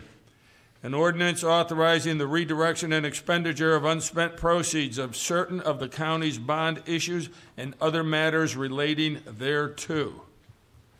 Move to approve. Got a motion to approve? Second. And a second. Discussion. I've got one question, and that is, it was my understanding that I asked for what these millions of dollars would be spent for by the various agencies. I did receive a piece of paper that gave me some breakdowns here, but general breakdowns. I was asking for something like detention center expansion, $4 million. It'd be kind of nice to know a little more specific what the $4 million is used for. To make it bigger. For what? To make it bigger. Make it bigger, right. I know I see you've got auto here, but then you've got EMS headquarters facility, detention center expansion comes up again, non-capital equipment bill. Here's $9 million for relocation of county facilities. Decker, will some of this be mentioned at Oh, wait a minute, we're moving this? upcoming meeting? Building, Mr. Chair? Will some of these items be more specifically mentioned in our work session coming up? Mr. Vice Chair, I will do everything I can give you, but I have to be honest with you, most of these things were written very generally. Oh. And that is part of the challenge. Because there's $2 million from Midlands Tech.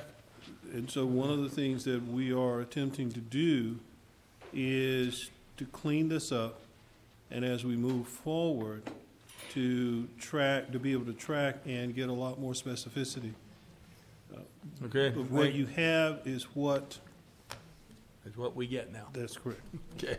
Thank you, Administrator Seals. Okay, I've got Ms. Myers? Mr. Seals, you didn't write these? I didn't. You said they were written very generally? By whom?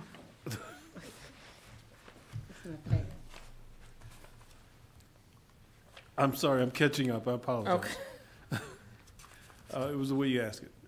Yes, in terms of what's there, it is, I put those together. However, where it comes from are from ordinance bonds that were very broad. I get that. Okay, I understand. So we were capturing that. No link. problem. Okay. Right, but Mr. Seals, where it's going to is what I'm asking for, the specifics. Like you've got here on page 65, EMS vehicles/equipment.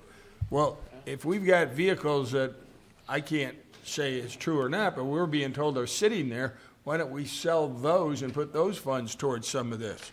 We are. Sheriff's Department technology upgrade and various capital projects. It'd be nice to know what the projects are, what the technology upgrades are. General county facility, $4 million. It'd be nice to know. I That's will what I'm give saying. you that in terms of where we are.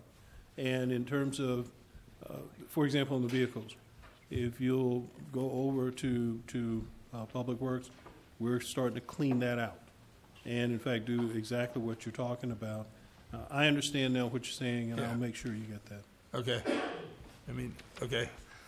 To be honest with you, I thought what you were looking for is the detail. No, the details on where we're going with it. Okay, all right. Okay.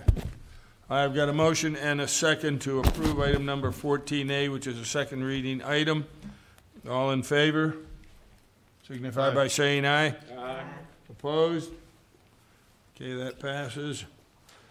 Item number 15, report of Administration and Finance Committee, additional office space for the Public Defender's Office. Mr. Pierce. Thank you, Mr. Chair. If you look at page 76 of your minute, you'll see a side-by-side comparison of the two proposed office relocations. If you recall, it was held up because Mr. Strickler had not visited. I believe subsequent to that, am I not correct, Mr. Strickler, that 1501 did not work? Was that correct? Yes, sir. All right, and you do see a side-by-side comparison. So with that leaves 1730 Main Street under consideration. The committee forwarded it without a recommendation. So, Mr. Chair, you can, there's one remaining one for consideration, whether to proceed or not. Okay, so this has been forwarded to the council without recommendation. If we want to proceed with one or the other, But both of them are actually still on the table, but. or neither? But 1501, the Right. public defender has said that would not meet his needs. Which is actually, I did read that previously detailed report from him, which came after he made the comments during the committee meeting, hey, either one of them will work as long as we get room, but I guess he spoke too soon on that. So there is no committee recommendation. Is there any motion on this? Mr. Chairman, I move that we proceed with the 1700 block of Main Street. Okay, is this a one reading item? I believe it is, Mr. Chair. I think it is. It's not. And I'd like to second the motion, Mr. Chair. Okay. It's not an ordinance, it'd be a one reading. It'd be a one reading. Okay, I've got a motion and a second for 1730 Main Street. Any discussion? Not 1730. That's what's up here, 1730 Main. 1730. Okay. Okay, well, I've got some discussion. Yeah, 1730. My question was that, where's the length of lease on this one? We don't have that in here. I thought in reading previously, this was a 5-year lease. And I think prior to entering into some lengthy lease, we need to know what the penalties would be for breaking that lease, especially in lieu of the Richland Renaissance that Administrator Seals has in front of us to begin to look at. Also, something else that in reviewing the motions as I saw them, Mr. Pierce made the motion, and it was for up to $1 million for relocation to eliminate overcrowding at the Judicial Center. That didn't say the overcrowding must be relieved by the public defenders moving out. It could be CASA, it could be some of the clerks of court, it could be someone else. Maybe they would be able to be relocated into the lesser facility at a lesser cost for a lesser lease time, and the public defender then could utilize the space in that building. So I think there's still unanswered questions that we should have the answers to before moving forward on this. So based on that, I mean, I would make a motion to defer this until our first meeting in November and have the administrator provide us all the information that I'm asking for right now. That'd be my motion. Okay, and that dies for lack of a second. We'll go back to the first motion. And Mr. Jackson, N. Jackson. Thank you, Mr. Chair. The utility rates, I see it's included in 1501, but it's $4,000 a month in 1730. So is the 48,000 in addition to the 145,500? Who's here that can answer that? Is Mr. Mr. Fossley not annual here? rent is 145,500, but I'm seeing here where it's included in one and the other is 4,000 a month. I'm trying to find out if this $48,000 annually is included in the 145,500. Well, once again, we've got an employee that I kind of thought should be here because we're discussing an item that they're responsible for. It would be an additional 48,000 to be 190. Right. 93,000. Can anybody answer Mr. Norman Jackson's question, please? To be honest with you, I don't understand the question. The question is the comparison chart on page 76. It gives a grand total annual rent at the bottom. It's double on the one on the right. However, on utilities, it says they're included in the left, but it's $4,000 a month in the one on the right. So at 12 months, that'd be an extra $48,000. Is that included in the grand total, or is that in addition to the grand total? It's a grand total rent. And the grand total rent. Doesn't say anything about the other amenities. That would be if it's not included, it would be 193,500. It must be included. Look up the top. No, it's not included. See? Actually, as I'm looking at it, I should have picked it up. Apologize. But clearly it's not included. because the 4,000 would have to be multiplied by 12. Right. And that's going to get you a larger number than 145. And So we've he is also, correct. do we have any figure as far as like office furniture? We're gonna need additional office furniture? What's the cost for that? It says it'd be an additional cost. You know, is it 1,000 or 50,000? I don't know that because that is a decision by the public defender in terms of, because he's moving out. So I'm not sure what equipment he's carrying. The dynamics changed a bit, changed a little bit. Tweak it. And he is here. No, you are. He's here. No, the public defender, he's here. Okay, so that's, all right, any further discussion? I just have a question, sir. Ms. Myers? So on the column 2, it says annual rent, $97,500. And then you go down to utilities rate, $4,000 per month. And you're saying that none of that is included, so what is included when you get to the 145?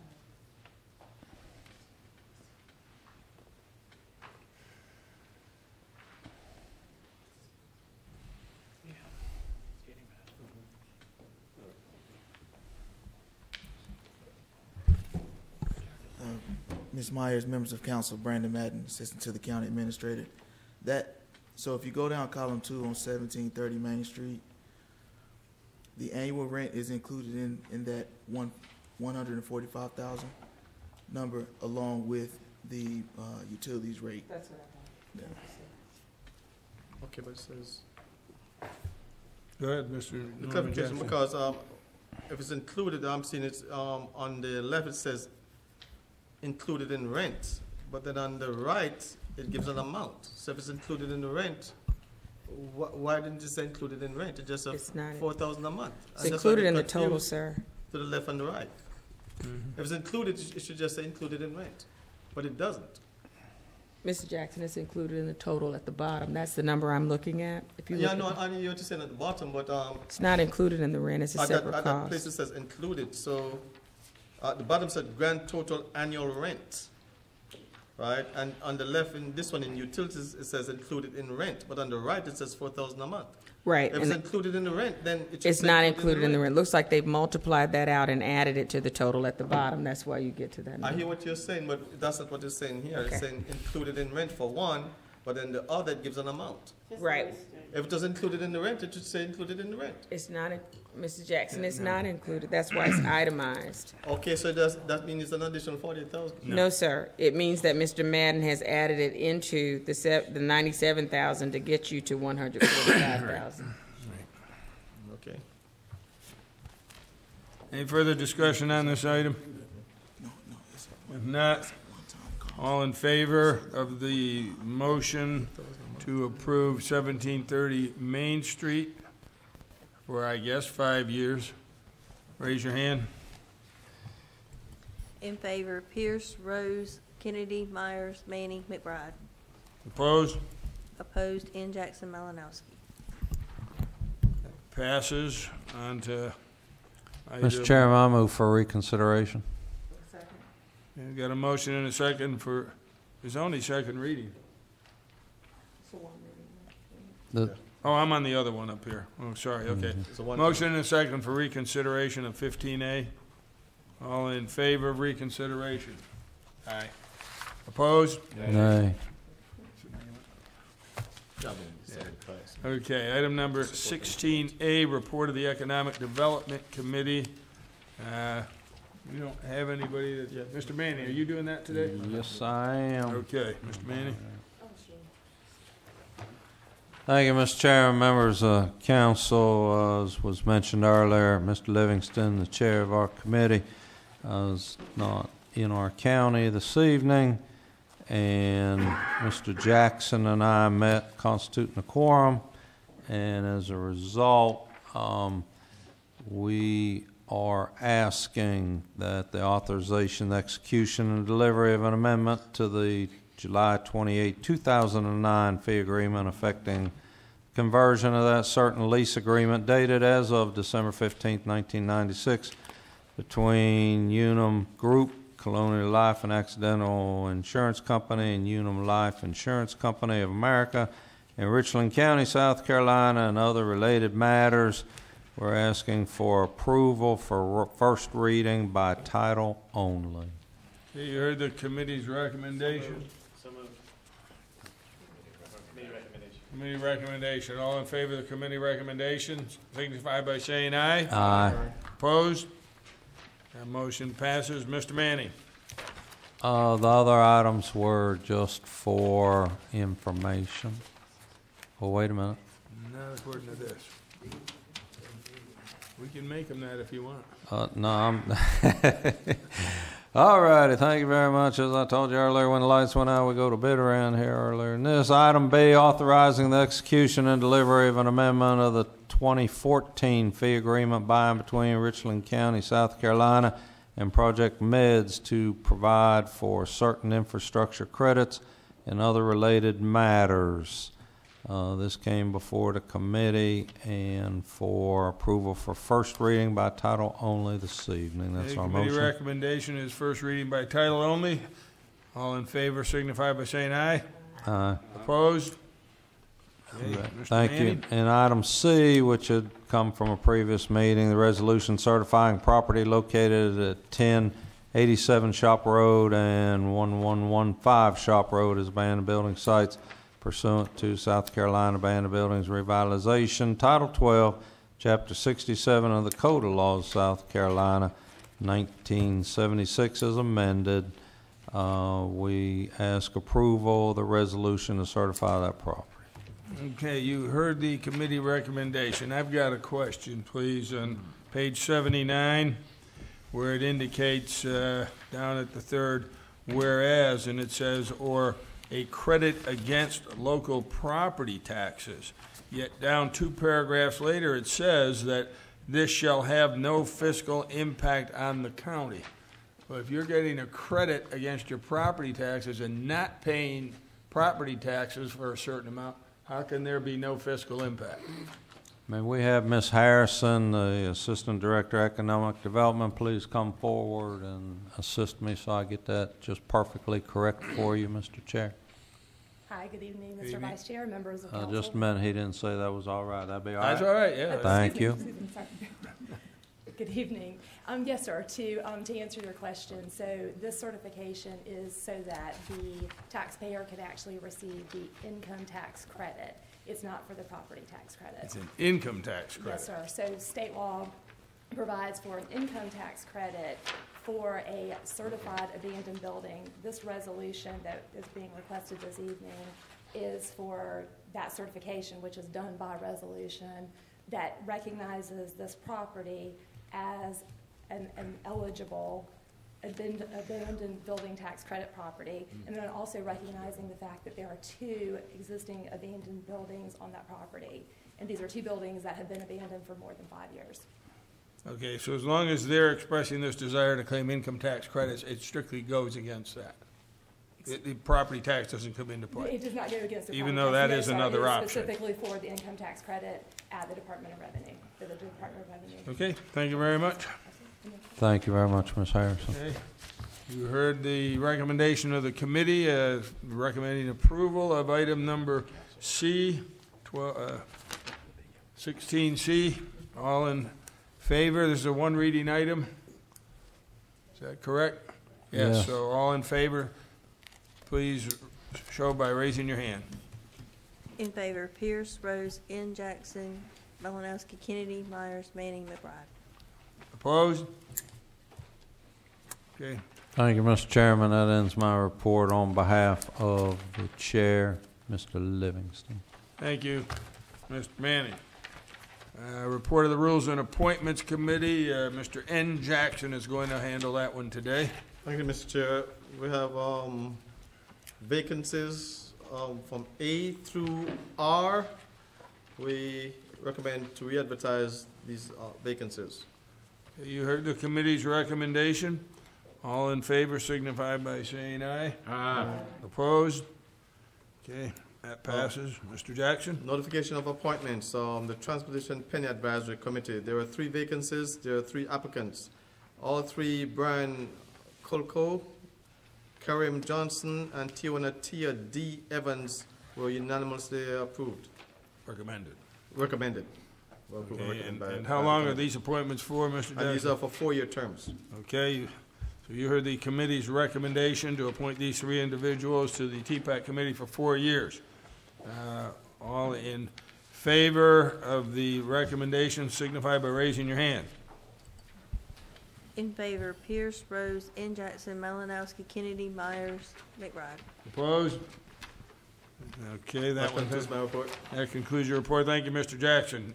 Item number 20, report of the Blue Ribbon Committee. Mr. Pierce.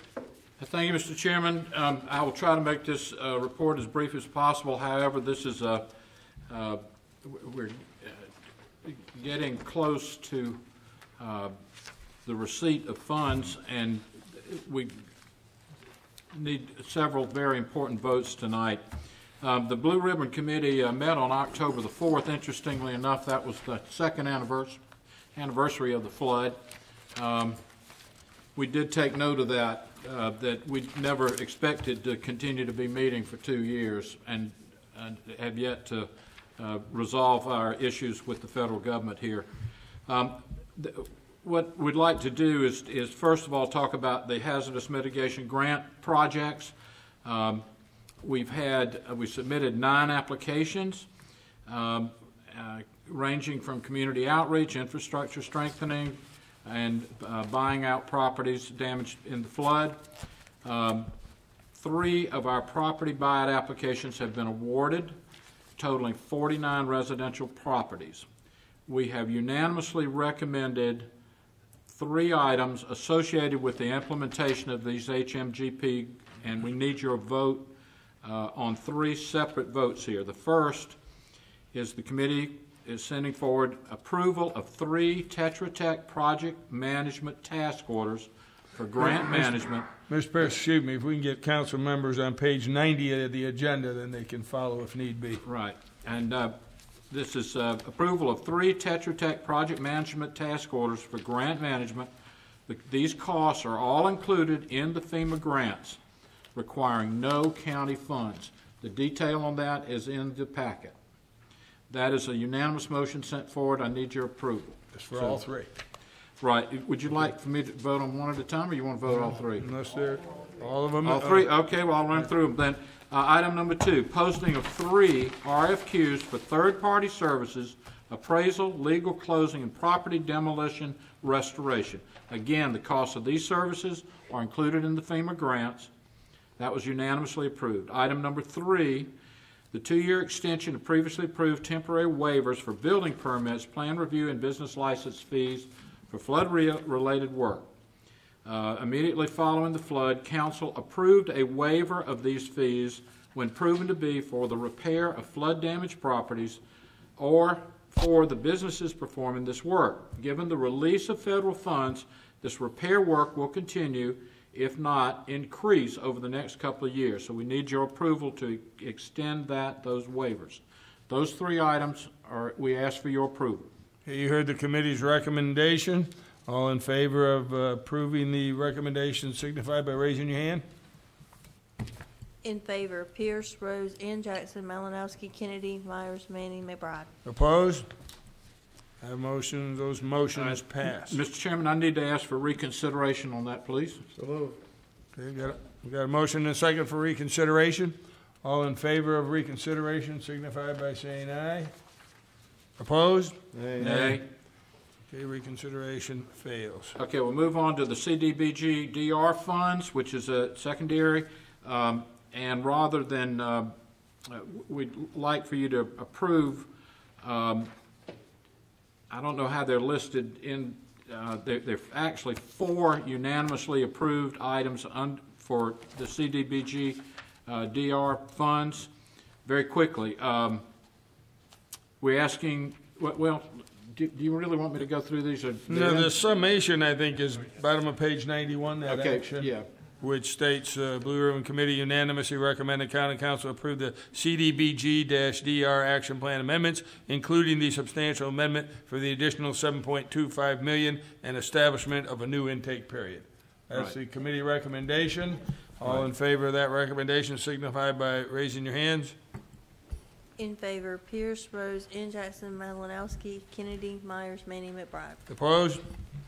Okay, that. And I need to ask for reconsideration of that, please. So moved. Okay, reconsideration motion and a second. All in favor of reconsideration, signify by saying aye. Opposed? Nay. Nay. Mr. Manning, do you want to change that? Okay. Mr. Chairman, that concludes my report with the hope that the federal funds will arrive very soon.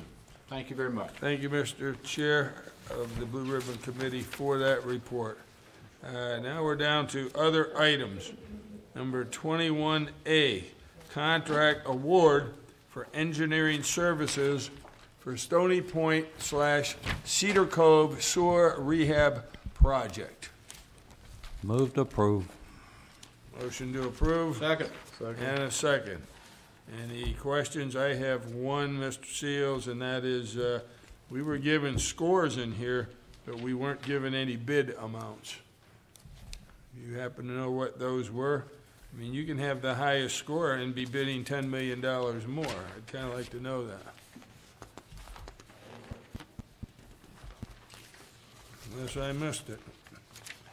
I mean, I see what the total amount that we want to award is. Mr. Vice Chair, the procurement manager is Ms. Jennifer. Okay. Good evening, Vice Chair, members of council, Jennifer Ladishkin, Assistant Director of Procurement. I just would mention that this was a request for proposal, so all of the costs associated were negotiable. Okay, so we don't have bids, it was just That's proposal. correct. And Yes, sir. this amount that's in here? That was the negotiated amount with the highest ranked offerer, Joel Woods. Okay. So I guess the second in the line didn't get to negotiate, so we That's don't know what correct. they would have charged, so. That's Okay, correct, sir. thank you. All right, we've got a second, a motion and a second in favor of awarding this contract for engineering services. All in favor signify by raising your hand. In favor, Pierce, N. Jackson, Malinowski, Kennedy, Myers, Manning, McBride. Opposed? That motion passes. Item number 21B, a resolution to appoint and commission George Person, Jr. as a residential building inspector for the proper security, general welfare, and convenience of Richland County. So move. Got a motion? And a second. All in favor of that, signify by saying aye. Aye. Opposed? Okay. Item number C, 21C. Mr. Chairman, I would move that we approve C, D, and E. Okay, we've got a motion to approve C, D, and E. I'll second that. And a second. All in favor of approving C, D, and E, signify by raising your hand. In favor, Pierce, N. Jackson, Malinowski, Kennedy, Myers, Manning, McBride. Opposed?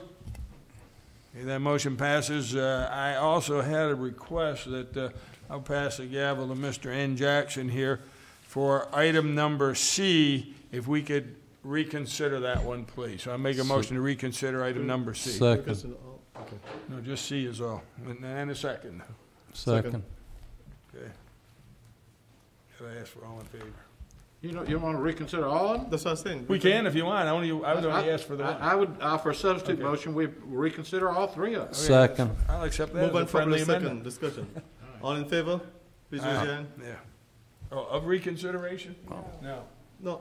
No, if you This want is to make a friendly reconsideration. amendment, I would do Oh, that. we're considering. We're reconsidering all I thought three. you were approving it, sorry, No, okay. we already approved it. All in favor? Opposed? Nay. Nay. Nay. Nays have it. Okay, citizen input must pertain to Richland County matters not on the agenda. Mr. N. Jackson, have we got anybody signed up for that? Yes, we have Mr. Charles Commissioner. I think I'm calling right. Yes, you have 2 minutes. 2 minutes. Okay. Good evening, council. My name is Charles Camisa. I live at 1534 Beasley Creek in Blythewood area. It's a new development. The developer that we had is listed as the Beasley Creek Estates. He went bankrupt, and the The streets are still in the name of that entity, so therefore there's really no ownership to that because the LLC was dissolved by the state. The county was supposed to take over the roads for maintenance and repair, and that has not been done to my knowledge. There was an inspection on the streets a few years ago. They were ruled to be substandard. There was some patchwork done, and that was still considered to be substandard. So the results are that our streets get no service. We don't get any street cleaning. If there was any snow removal to be had, we wouldn't be eligible for that because we're still considered private property. I don't know quite how the policing is affected by that. There's a new development right next to us that's opening up called Amber Creek. They have connected an open road to the end of our road at East Beaumar, but some people don't want their cars to be allowed to come on our property, so it's a little confusing at this point.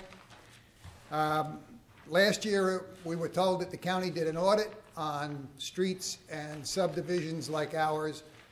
The reason being that we haven't, somebody that owned the streets, the estate, when they went bankrupt, they haven't paid any taxes for 5 years. So when I looked on a county map, we're not the only group in the county in that situation. So what I'd like to know is, where is the county on this issue? And